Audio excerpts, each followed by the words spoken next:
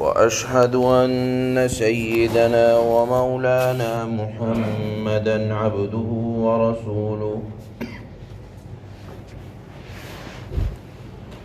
صلى الله تبارك وتعالى عليه وعلى آله وأصحابه وبارك وسلم.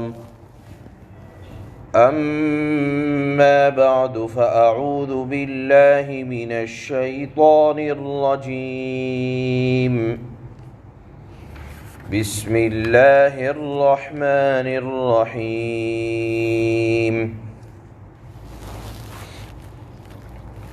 والله الذي أرسل الرياح فتثير سحابا فسقناه إلى بلد ميت فأحيينا به الأرض بعد موتها كذلك النشور. من كان يريد العزة فلله العزة جميعا إليه يصعد الكلم الطيب والعمل الصالح يرفعه والذين يمكرون السيئات لهم عذاب شديد ومكر أولئك هو يبور. صدق الله مولانا العلي العظيم.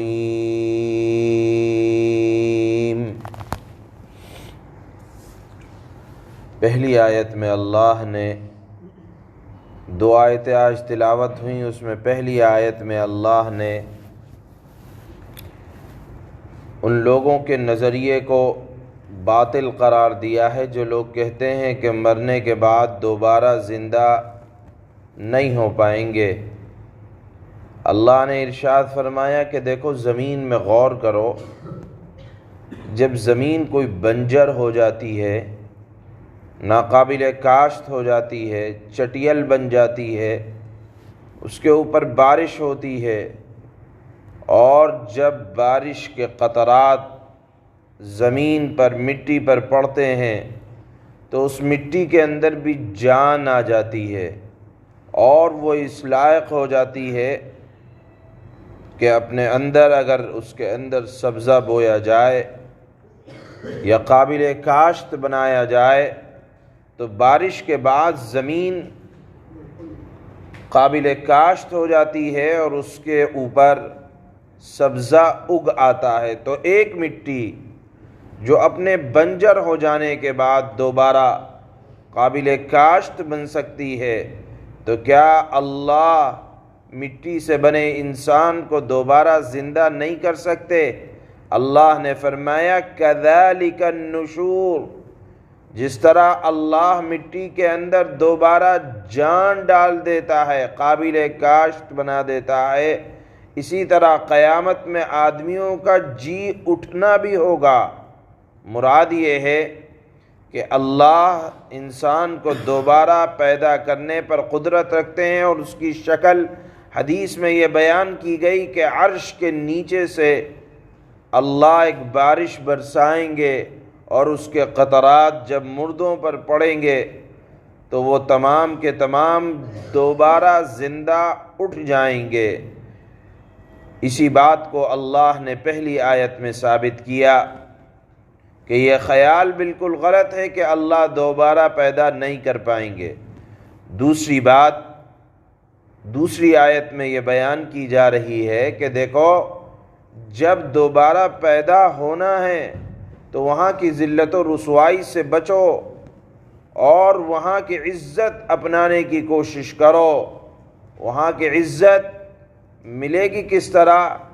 اللہ نے فرمایا الیہ یصعد الکلم الطیب والعمل الصالح یرفعہ، کہ آخرت میں عزت حاصل کرنا چاہو اس کو آخرت میں عزت اس کو ملے گی جو اللہ کی اطاعت اور بندگی کو دنیا میں لازم پکڑے، اور تقوی اختیار کرے۔ جو آدمی جس درجے کی اطاعت اور جس درجے کا تقوی اختیار کرے گا، اسی درجے کی آدمی کو آخرت میں عزت ملنے والی ہے، اور جس کے پاس جتنی کمی ہوگی وہ آخرت کے اندر اتنا ہی اپنے آپ کو شرمندہ محسوس کر رہا ہوگا۔ یہاں اللہ نے عزت ملنے کا سبب، دنیا کے آخرت میں حقیقی عزت ملنے کا سبب دنیا کے اندر توحید، کلمہ طیبہ، اسی طرح قرآن کریم کی تلاوت، امر بالمعروف اور نہی عن المنکر، بھلائی کا حکم برائی سے روکنا، تسبیح، تہلیل، یعنی لا الہ الا اللہ، الحمدللہ، اللہ کی بزرگی بیان کرنا، یہ تمام کے تمام وہ اسباب ہیں جو اللہ کی طرف چڑھتے بھی ہیں، باقی رہنے والے بھی ہیں، اور یہی وہ اسباب ہیں کہ جن سے دوبارہ زندہ ہونے کے بعد اللہ کے دربار میں عزت ملنے والی ہے۔ یہاں ایک بات قابل غور ہے، وہ یہ کہ عمل صالح اللہ نے شرط لگائی ہے، یعنی کلمہ طیبہ کے ساتھ عمل صالح لازم اور ملزوم ہے۔ ایسا نہ ہو کہ زبان پر کلمہ لا الہ الا اللہ تو ہو لیکن اعمال کافروں والے ہوں۔ یہ شرط ہے کہ آپ کلمہ طیبہ کے ساتھ آپ کے اعمال مسلمانوں والے ہوں، رسول اللہ والے ہوں، تو آخرت میں عزت کی ذمہ داری اللہ نے یہاں لی ہے۔ دوسری آیت کے ترجمے میں اللہ نے فرمایا کہ ہر طرح کی عزت یہ اللہ کے ہاتھ میں ہے، جس کو چاہتا ہے اللہ عزت سے نوازا کرتا ہے، لہذا جب اللہ کے قبضہ قدرت میں ہے تو اس کے بتائے ہوئے احکامات کے مطابق اگر زندگی گزرے گی تو عزت بھی ضرور نصیب ہوگی۔ یہ اللہ نے دوسری آیت میں بیان فرمایا ہے۔ اللہ فرماتے ہیں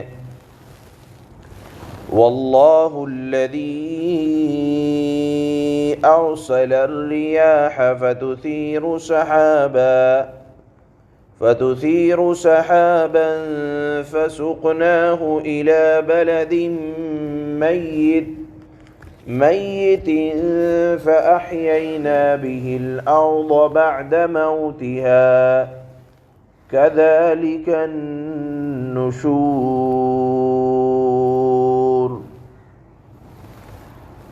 اور اللہ ہی ہے جو ہوائیں بھیجتا ہے، پھر وہ ہوائیں بادلوں کو اٹھاتی ہیں، پھر ہم انہیں ہکا کر، یعنی بادلوں کو ہکا کر ایک ایسے شہر کی طرف لے جاتے ہیں جو قحط سے مردہ ہو چکا ہوتا ہے، ایک ایسی زمین کی طرف لے جاتے ہیں جو زمین مردہ ہو چکی ہوتی ہے، پھر ہم اس بارش کے ذریعے مردہ زمین کو نئی زندگی عطا کرتے ہیں۔ تو تم اپنی آنکھ سے دیکھ لو کہ ایک زمین جو مردہ ہو گئی تھی، اللہ نے اس کے اندر جان ڈال دی، دوبارہ قابل کاشت بنا دیا۔ بس سمجھ لو اسی طرح انسانوں کی دوسری زندگی ہوگی کہ اللہ دوبارہ حیاتی عطا فرمائیں گے، اور پھر وہاں حساب و کتاب ہوگا، اور دنیا کے اعمال کے اعتبار سے عزت اور ذلت کے فیصلے ہوں گے۔ اللہ فرماتے ہیں من كان يريد العزة فلله العزة جميعا إليه يصعد الكلم الطيب والعمل الصالح يرفعه والذين يمكرون السيئات لهم عذاب شديد ومكر أولئك هو يبور۔ جو شخص عزت حاصل کرنا چاہتا ہو تو یاد رکھو تمام تر عزت اللہ کے قبضے میں ہے۔ پاکیزہ کلمہ اللہ کی طرف چڑھتا ہے۔ پاکیزہ کلمے سے مراد ہے وہ کلمہ جس کے ذریعے انسان ایمان کا اقرار کرتا ہے، یعنی کلمہ طیبہ۔ اس میں ہر طرح کے ذکر مراد ہیں کہ ہر طرح کے ذکر کے لیے اللہ کی ذات زیبا ہے، اللہ ہی کے لیے ہیں ہر طرح کی تمام تعریفات، تسبیحات اور کلمہ لا الہ الا اللہ۔ چنانچہ اللہ فرماتے ہیں پاکیزہ کلمہ اسی کی طرف چڑھتا ہے اور نیک عمل اس کو اور اوپر اٹھاتا ہے، یعنی نیک عمل سے انسان کے ایمان میں وزن پیدا ہوتا ہے، اور جو لوگ بری بری مکاریاں کر رہے ہیں ان کو سخت عذاب ہوگا، اور ان کی مکاری ہی ہے جو ملیہ میٹ ہو جائے گی، اور اہل ایمان کے ایمان اور اعمال صالحہ یہ باقی رہنے والے ہیں اور اہل ایمان کو عزت دینے والے ہیں۔ سبحان اللہ۔